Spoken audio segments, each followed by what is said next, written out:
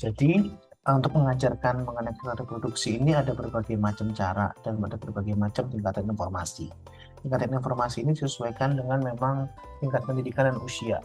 Kalau 10 tahun, berarti tingkat pendidikannya kita batasi sampai tingkat pendidikan SD, dan kemudian ada tingkat pendidikan SMP, SMA, bahkan universitas.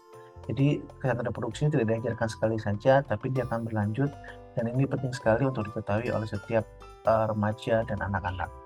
Pada kasus ibu ini usia 10 tahun, ada beberapa hal yang harus kita ajarkan. Yang pertama adalah konsep kesetaraan gender, di mana di konsep kesetaraan gender ini anak-anak remaja harus mengetahui dulu apa itu hak laki-laki dan hak perempuan itu sama. Jadi di Indonesia kesetaraan gender sudah berlaku bahwa setiap perempuan juga memiliki hak sama seperti laki-laki dalam tingkat pendidikan, pekerjaan maupun ekonomi, serta dalam tingkat mendapatkan akses terhadap segala sesuatu informasi yang ada.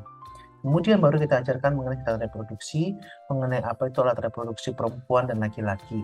Ini harus diajarkan sesuai dengan tingkatan usianya, digambarkan, biasanya kita gambarkan dengan gambaran dan kemudian dijelaskan kepada remaja.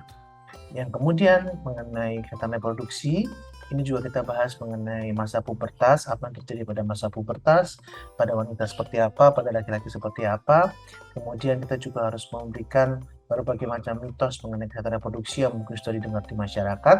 Kita sudah punya listnya, sudah punya beberapa pertanyaannya, dan juga mengenai kehamilan, apa itu kehamilan, apa yang terjadi apabila kehamilannya masih kecil, atau kehamilan remaja, dan hak dan kewajiban terkait kesehatan reproduksi seorang anak remaja.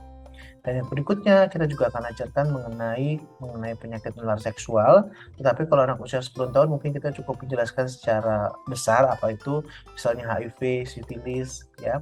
Dan yang terakhir kita akan bahas mengenai macam-macam kekerasan seksual.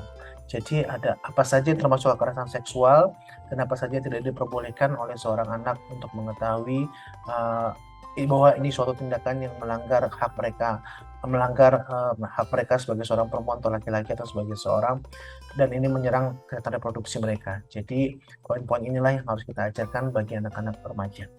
Demikian dari saya, terima kasih, semoga informasi ini berguna.